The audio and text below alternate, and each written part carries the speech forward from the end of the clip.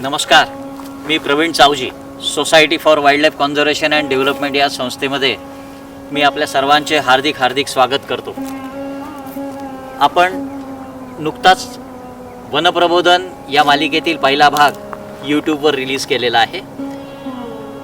आज आपण दुसरा भाग रिलीज करतो आहे.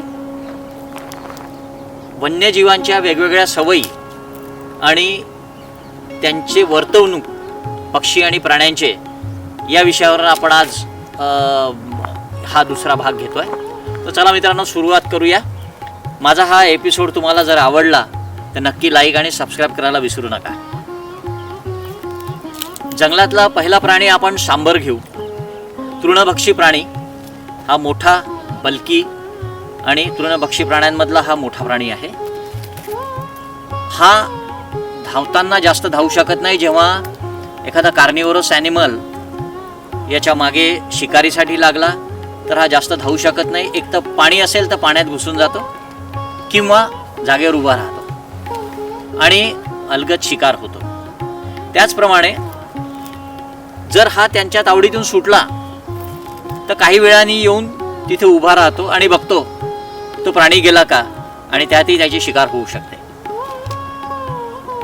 पूर्वी जेव्हा शिकार ही वैध होती, शिकार करता यायचं, बीट घेऊन पहिले लोक शिकार करायचे, तेव्हा सगळ्यात जास्त शिकार ही सांबरांची व्हायची. कारण सांबर तुम्ही बघितल्यावर ते जसं आहे तसं तुमच्या समोर उभं राहतं.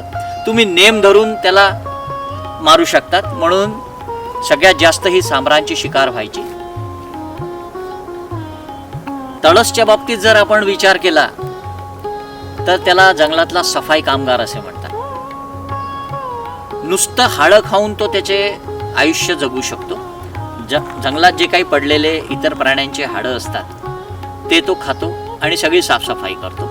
उरलेलं मांस आणि हाडं हे तो फस्त करतो, कारण तो मोठी शिकार करू शकत नाही. गावालगत जाऊन तो शिकार करतो, छोट्या छोट्या शिकार करतो. पण कार्निवोरस ॲनिमलमध्ये सगळ्यात जास्त पक्का जबडा असलेला हा प्राणी आहे तळस. तळस जर या भागात आहे हे जर आपण बघितलं तर ते विष्ठेवरून आपण सहज कन्फर्म करू शकतो. पांढरी जर विष्ठा तुम्हाला जंगलात कुठे दिसली तर ती तळसची आहे हे आपण निश्चितपणे सांगू शकतो. वाघाच्या बाबतीत जर आपण विचार केला तर वाघ हा अतिशय शिस्तप्रिय प्राणी आहे. जंगलात त्याची टेरिटोरी मार्क करत असताना नखांनी तो ओरबडे करतो झाडांवर. म्हणजे जे झाड सॉफ्ट आहे अशा झाडांवर तो आपले नख ओरबडतो आणि टेरिटोरी मार्क करतो. या व्यतिरिक्त नखात फसलेले जे काही मांस आहे ते पण काढायचं. ते घासून, तो झाडांवर घासून ते मांस काढतो नखांमध्ये फसलेला. वाघ कधी पण विष्ठा रस्त्याच्या साईडला करतो, कडेला करतो. या विरुद्ध जर बिबटचा आपण बघितले सवय, तर बिबट हा रस्त्याच्या मधोमध त्याची विष्ठा करतो.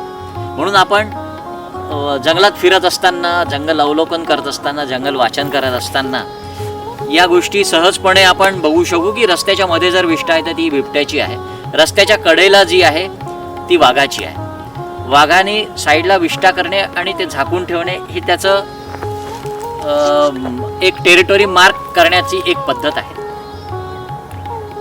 आता आपण जर पक्ष्यांचा विचार केला तर ग्रे हॉर्नबिल म्हणजे राखी शिंगचोचा, मराठीत त्याला राखी शिंगचोचा असे म्हणतात.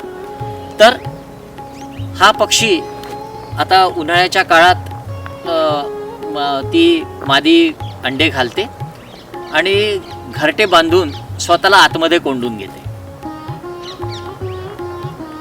मेल जो असतो, नर ग्रे हॉर्नबिल जो असतो, तो तिला फिडिंग करत असतो, अळ्या आणून देतो किंवा खाद्यपदार्थ तिच्या जे आहेत ते आणून देत असतो.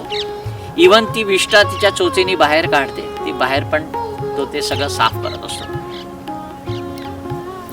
बच्चे मोठे झाल्यावर ते घरटे फोडून बाहेर पडतात. त्याचप्रमाणे बाया विवर पक्षी म्हणजे सुगरणीच्या हालचालीवरून, त्यांच्या घरटे बांधण्यावरून आपले पूर्वज पावसाचा अंदाज किंवा अनुमान बांधायचे. त्याचं घरटं म्हणजे फुगीर भाग जो असतो ती त्याची बेडरूम असते. म्हणजे कुठला प्राणी आतमध्ये शिरू नये, स्पेशली साप. साप जर सरळ गेला तर तो पलटून त्याच्या बेडरूम पर्यंत पोहोचू शकत नाही. ती आतमध्ये मातीने छान लिपलेली बेडरूम असते. तो फुगीर भाग, बेडरूमचा भाग जर पश्चिमेकडे असेल तर त्या वर्षी पाऊस हा कमी असतो. तोच फुगीर भाग जर पूर्वेच्या दिशेने असेल तर त्या वर्षी पाऊस जास्त असतो. आणि हे घडतं. आपले पूर्वज यावरून अनुमान बांधायचे. त्याचप्रमाणे नर जेव्हा घरटे बांधतो तेव्हा पानांच्या शिरा काढून तो घरटे बांधत असतो. फिमेल जी आहे, मादी जी आहे, ती घरटं बांधणं झाल्यावर येऊन चेक करते. पूर्ण ती तिच्या चोचीने सगळं घरटं ओढून पाहते, आतमध्ये शिरून पाहते. योग्य असेल तर तिथे ती अंडी घालते. जर ते घरटं योग्य नसेल तर ती त्याच्यात अंडी घालत नाही. मग नर परत दुसरं घरटं बांधतो. घरटं बांधत असताना त्याने घरटं बांधणं जर बंद केलं तर आपण हा अनुमान लावू शकतो की आता पाऊस येणार आहे आणि निश्चितपणे पाऊस येतो. तर या विविध प्राण्यांच्या आणि पक्ष्यांच्या हालचाली जंगलात बघताना फार एक आनंददायी अनुभव असतो. आणि यावरून आपण अनुमान बांधू शकतो, जसं पावसाचा आहे, किंवा विष्टेवरून आपण समजू शकतो की ती बिबटची आहे, वाघाची आहे की तडसची आहे. हे मोठं इंटरेस्टिंग जग आहे. जंगलात फिरताना या सगळ्या गोष्टींना बघताना, अवलोकन करताना मी माझ्या 30 वर्षाच्या काळात खूप आनंददायी अनुभव घेतले. तुम्ही पण असाच अनुभव घ्या. आजचा हा एपिसोड तुम्हाला कसा वाटला हे निश्चितपणे मला लाईक आणि सबस्क्राईब करून सांगा. आणि मला निश्चित हे तुमच्या रूपात कळेल की तुम्ही वन्यजीवांवर प्रेम करणारे वन्यजीवी आहेत. लाईक आणि सबस्क्राईब करायला विसरू नका. धन्यवाद. नमस्कार.